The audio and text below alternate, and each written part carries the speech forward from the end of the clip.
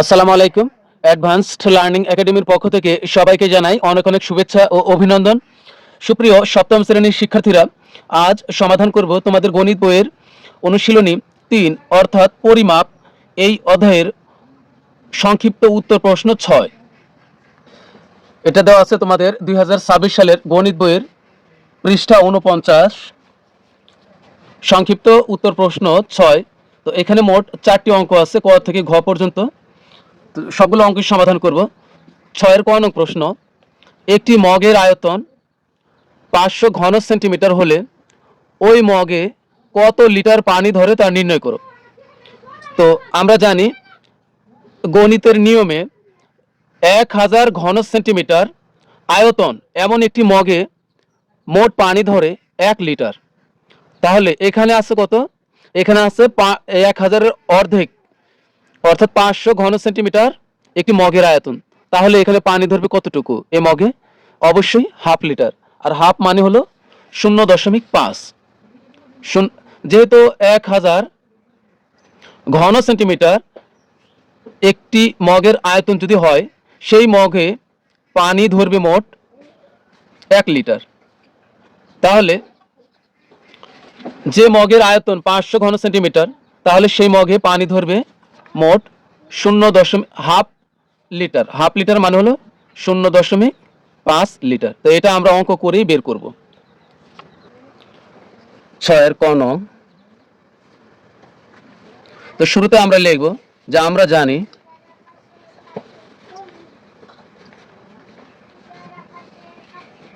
আমরা জানি ১০০০ ঘন সেন্টিমিটার সমান সেমি, এটা সংক্ষেপে সেন্টিমিটার, সমান হলো ১ লিটার। সুতরাং ১ ঘন সেন্টিমিটার সমান, যেহেতু এখানে ১ হয়েছে তাহলে এখানে গিয়ে ভাগ হবে। কার সাথে কার ভাগ হবে? এই ১-এর নিচে আমরা এই ১০০০ বসাবো। তাহলে এখানে হবে ১ আর নিচে হবে ১০০০, আর এই লিটারের লিটার। সুতরাং এখন মগের আয়তন কত? মগের আয়তন হলো ৫০০ ঘন সেন্টিমিটার। তাহলে এখন লিখব, সুতরাং ৫০০ ঘন সেন্টিমিটার সমান, এখানে আগে থেকে আছে কত? এই ১ ভাগ হলো ১০০০, আর এর সাথে নতুন করে গুণ হবে এই ৫০০। মনে রাখবে, উপরে বেশি আর নিচে কম হলে এখানে গিয়ে ভাগ হবে। যেহেতু উপরে ১০০০ আর নিচে ১, তাহলে এখানে গিয়ে ভাগ হবে। আর উপরে কম আর নিচে বেশি হলে এখানে গিয়ে গুণ হবে। উপরে কম আর নিচে বেশি হলে এখানে গিয়ে গুণ হবে। যেহেতু এখানে উপরে ১ আর নিচে ৫০০, তাহলে এখানে গিয়ে এটা গুণ হবে। তাহলে এখানে হবে ৫০০। এখন আমরা কাটাকাটি করলে এখানকার ২ শূন্য, এখানকার ২ শূন্য আমরা কেটে দিলাম, আর এখানে থাকে কত? ১০, আর উপর থেকে হলো ৫। তো ৫কে যদি আমরা ১০ দ্বারা ভাগ করি তাহলে কত হবে? নিচের ১০ দ্বারা উপরের ৫কে আমরা ভাগ করব। তো ১০ দ্বারা সরাসরি 5কে ভাগ করা যায় না, কারণ ৫ ছোট। তাহলে আমরা শূন্য, তাহলে আমরা একটা দশমিক নিলাম, আর একটা শূন্য। আমরা দশমিকের পর ইচ্ছে মতো আমরা শূন্য নিলে কোনো সমস্যা নেই। তাহলে ১০ দ্বারা, এখন কিন্তু দশমিকের কথা বাদ দাও, এখন কিন্তু এসেছে ৫০। ১০ দ্বারা ৫০কে ভাগ করলে ৫ ১০ ৫০, তাহলে শূন্য। আর এখন এখানে দেখবো যে দশমিক যেহেতু বসাইছি, দশমিকটা ডান দিক থেকে কয় ঘর আগে আছে? তো ১ ঘর বাম দিকে আছে। তাহলে এই ৫-এর আগে আমরা এখানে দশমিক নিব, আর তার মানে হবে ০.৫। তাই একটা এই শূন্যটা আমরা সৌন্দর্যের জন্য দিব, এটা দিলেও হবে না দিলেও হবে, সমস্যা নাই। তাহলে এখানে হবে ০.৫। ০.৫ লিটার মানে হলো হাফ লিটার। তাহলে এটা হবে আমাদের উত্তর। সুতরাং ওই মগের আয়তন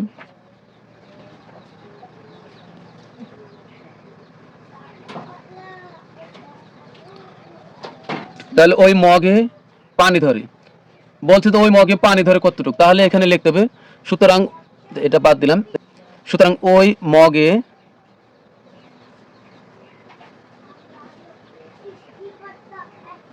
পানি ধরে ০.৫ লিটার। তো এটা হলো আমাদের উত্তর।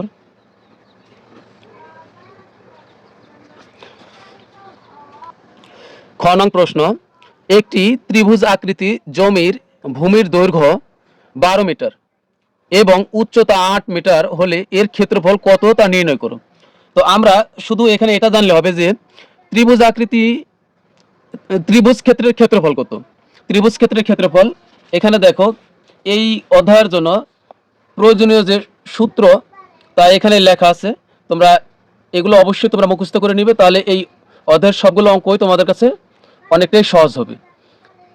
তো এখানে দেখো ত্রিভুজ ক্ষেত্রের ক্ষেত্রফল কি, ত্রিভুজ ক্ষেত্রের ক্ষেত্রফল হলো হাফ গুণন ভূমি গুণন উচ্চতা। এখানে 1/2 মানে হাফ, হাফ গুণন ভূমি গুণন উচ্চতা বর্গ একক, এটা হলো ত্রিভুজ ক্ষেত্রের ক্ষেত্রফল।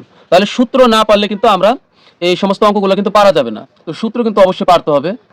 এখানে যে প্রয়োজনীয় তথ্যগুলো আছে তা আমরা অবশ্যই মুখস্থ করে নিব। তো এখন দেখো আমাদেরকে এখানে বলছে কি 6 নং প্রশ্ন, একটি ত্রিভুজ আকৃতি জমির ভূমির দৈর্ঘ্য 12 মিটার এবং উচ্চতা 8 মিটার হলে এর ক্ষেত্রফল কত তা নির্ণয় করো। অর্থাৎ এখানে আমরা শুধু সরাসরি প্রয়োগ করব কি, ত্রিভুজ আকৃতি জমির ক্ষেত্রফল হবে কি হাফ গুণন ভূমি গুণন উচ্চতা। 6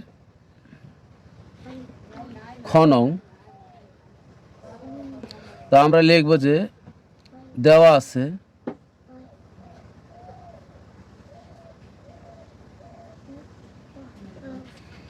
ত্রিভুজ আকৃতি জমির ভূমির দৈর্ঘ্য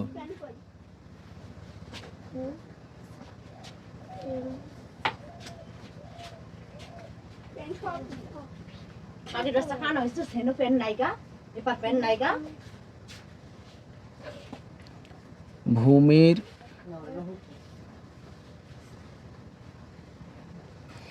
দৈর্ঘ্য, ভূমির দৈর্ঘ্য বলতে এখানে ভূমি কি বোঝানো হয়েছে, তো দেওয়া আছে হলো 12 মিটার।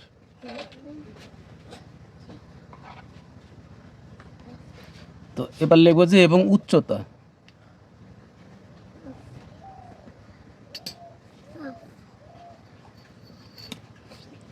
সমান হলো 8 মিটার।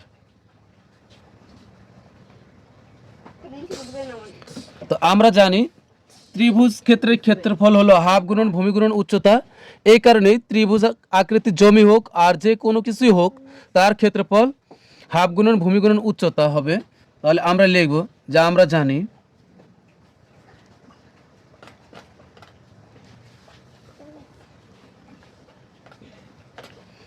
ত্রিভুজ আকৃতি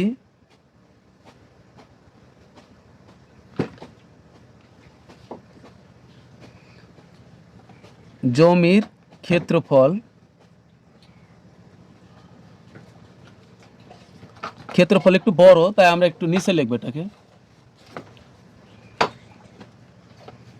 এখানে আমরা নিচে লিখি 1/2 মানে হলো হাফ, তো হাফ গুণন ভূমি গুণন উচ্চতা। এখানে মান বসাই, এই হাফের হাফ, ভূমি হলো 12, এই যে ভূমি কিন্তু 12 মিটার, এই যে 12 আর উচ্চতা হলো 8। তো এখন এখানে কিন্তু লিখবো বর্গ মিটার,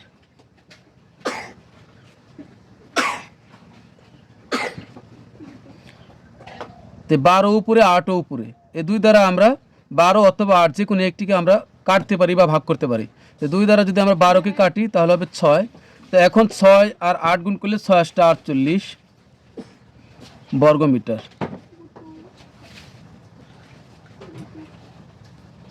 তো এখন আমরা লিখব যে ত্রিভুজাকৃতি জমিটির ক্ষেত্রফল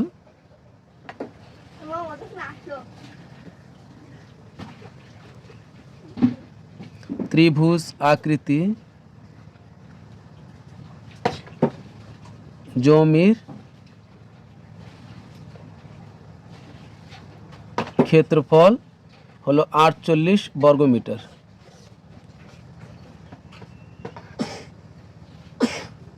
তো এটাই হলো আমাদের উত্তর। গ নং প্রশ্ন, তোমার পড়া টেবিলের দৈর্ঘ্য 70 সেন্টিমিটার এবং প্রস্থ 60 সেন্টিমিটার হলে টেবিলটির ক্ষেত্রফল কত বর্গ মিটার তা নির্ণয় করো। তো এখানে দেখো আছে কি, তোমার পড়া টেবিলের দৈর্ঘ্য আছে 70 সেন্টিমিটার আর প্রস্থ হলো 60 সেন্টিমিটার, কিন্তু টেবিলটির ক্ষেত্রফল চাইছে বর্গ মিটারে, অর্থাৎ এখানে আছে একক দৈর্ঘ্য আছে সেন্টিমিটারে, প্রস্থ সেন্টিমিটারে। তাহলে ক্ষেত্রফল হবে বর্গ সেন্টিমিটার, কিন্তু এখানে তোমার উত্তর চাইছে ক্ষেত্রফল বর্গ মিটারে। তাহলে এখানে আমরা সেন্টিমিটার থেকে সরাসরি বর্গ মিটারে যাওয়া সম্ভব নয়। তাহলে সর্বপ্রথমে এখানে আমাদেরকে যে সেন্টিমিটার আছে এই সেন্টিমিটারকে আমরা মিটারে পরিবর্তন করব। তাহলে এখানে আগে লিখবো যে টেবিল দেওয়া আছে, টেবিলের দৈর্ঘ্য 70 সেন্টিমিটার দেওয়া আছে, টেবিলের দৈর্ঘ্য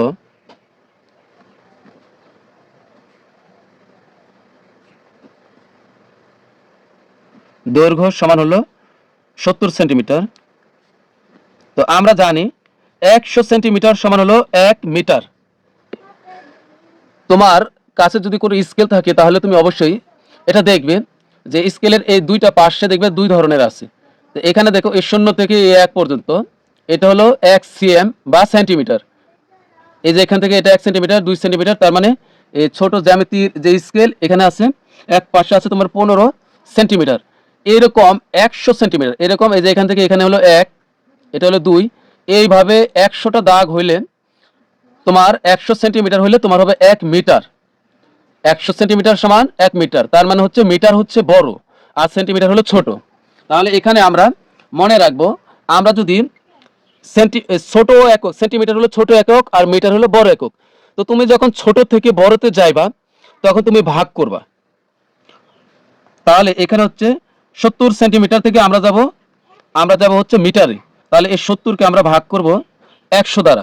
100 সেন্টিমিটার সমান হলো 1 মিটার। তাহলে এখানে 100 দ্বারা আমরা ভাগ করব।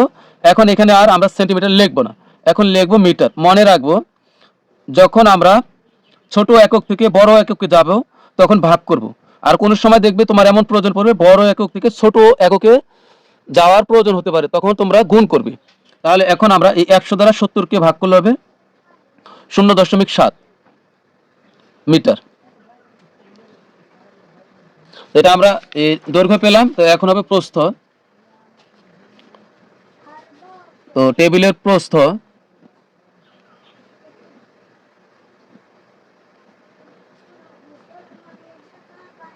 টেবিলের প্রস্থ সমান দেওয়া ছিল 60 সেন্টিমিটার। তো এখানে হলো 60 সেন্টিমিটার। তো এখানে আমরা 60কে ভাগ করব এই 100 দ্বারাই। তো 60কে ভাগ করলাম 100 দ্বারা, তাহলে কিন্তু এখন আর সেন্টিমিটার লেখা যাবে না, এখন হবে মিটার। তো এখানেও 100কে আমরা যদি 60 দ্বারা 100কে ভাগ করি এখানে হবে 0.6 মিটার। তোমরা ক্যালকুলেটরও তোমরা দেখতে পারো ভাগ করে, অথবা তোমরা কিন্তু এভাবে ভাগ করতে পারবে। দেখো 100 দ্বারা 70কে কিভাবে ভাগ করবে, 100 ভাগ হলো 70। তো এখানে দেখো এই 100 দ্বারা 70কে কখনোই কিন্তু ভাগ করা যাবে না। তাহলে আমরা এই 70-এর পাশে একটা দশমিক নিলাম, দশমিক নিয়ে আমরা একটা ইচ্ছা মতো শূন্য নিলাম। মনে রাখবে এখানে দশমিক নিয়ে তুমি ইচ্ছা মতো যত শূন্য নাও কোনো সমস্যা নেই, কারণ এই দশমিকের পরে এই শূন্যের কোনো দাম নেই, কিন্তু আমাদের অঙ্কটা মিলবে। তাহলে এখন হিসাব করে, এখন ধরো যে এখানে আছে 700, তো 100 দ্বারা 700-এর ভিতরে কতবার যাবে, 7 বার। তাহলে এখানে কত হলো 700।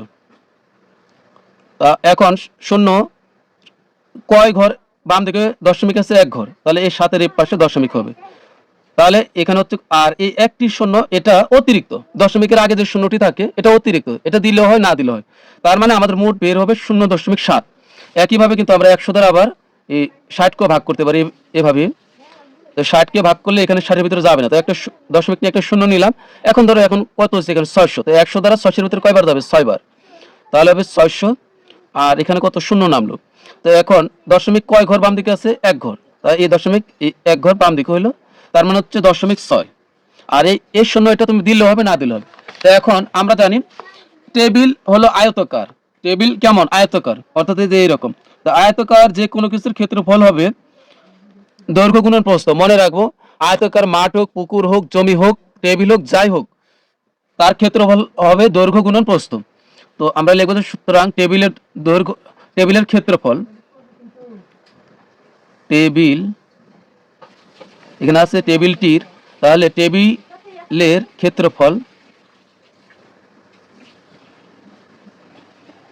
সমান দৈর্ঘ্য গুণন প্রস্থ।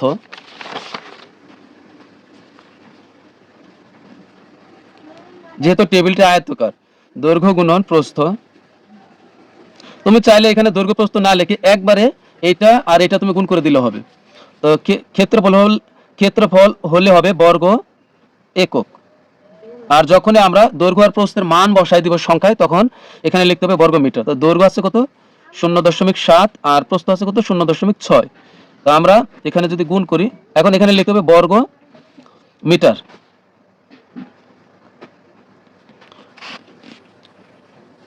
6 7 হবে 42, আর যেহেতু আগে দশমিক তাহলে এই আগে দশমিক দিয়ে দিলাম, আর একটি শূন্য এটা তুমি সুন্দরের জন্য দাও, এটা না দিলেও সমস্যা নেই। তাহলে এত বর্গ মিটার, এটাই হবে আমাদের উত্তর।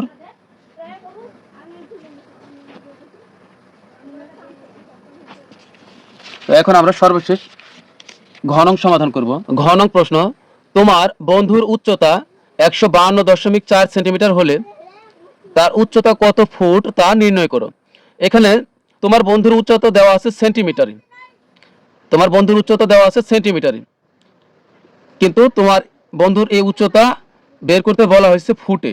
কত ফুট তা আমাদের নির্ণয় করতে বলা হয়েছে। তো এখন আমরা ঘনং সমাধান করব। তো 6 এর ঘনং, এখানে লিখবো যে বন্ধুর উচ্চতা দেওয়া আছে 152.4 সেন্টিমিটার, সেন্টিমিটারে আছে। তো এখান থেকে আমরা এটাকে বানাবো হচ্ছে ফুট। তো এখানে আমরা সেন্টিমিটার থেকে আমরা সরাসরি ফুটে যেতে পারবো না, সেন্টিমিটার থেকে আমরা প্রথম ধাপ আমরা আগে ইঞ্চিতে যাব। তো এখানে সেন্টিমিটার থেকে হলো ইঞ্চি হলো বড়, সেন্টিমিটার থেকে ইঞ্চি হলো বড়। দেখো এখানে, তো এটা হচ্ছে এই সেন্টিমিটার। আর কত সেন্টিমিটারে 1 ইঞ্চি হয়? 2.54 সেন্টিমিটারে হলো 1 ইঞ্চি। ওই যে এখানে হচ্ছে এ পর্যন্ত 1 সেন্টিমিটার, এখানে 2 সেন্টিমিটার, এরপরে হবে এখানে 2.5 সেন্টিমিটার, তারপরেও আর একটু লাগবে। তার মানে হচ্ছে 2.54 সেন্টিমিটারে হলো 1 ইঞ্চি। তার মানে সেন্টিমিটার হলো ছোট আর ইঞ্চি হলো বড়। তো ছোট থেকে আমরা বড়তে গেলে ভাগ করব।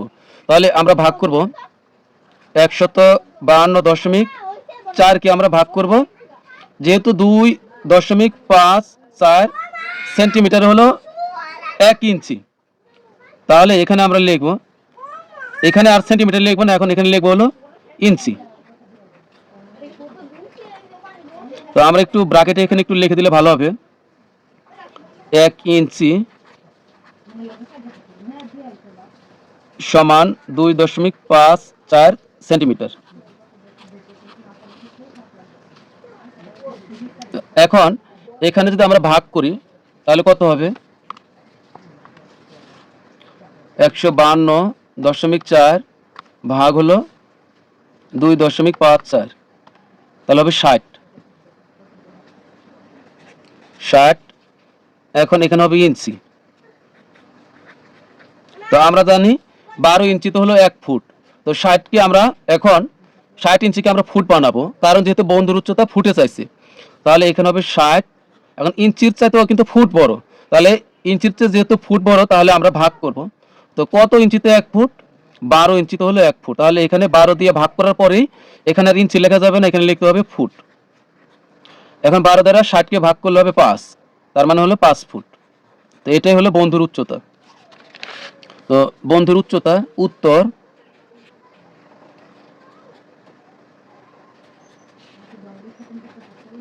বন্ধুর উচ্চতা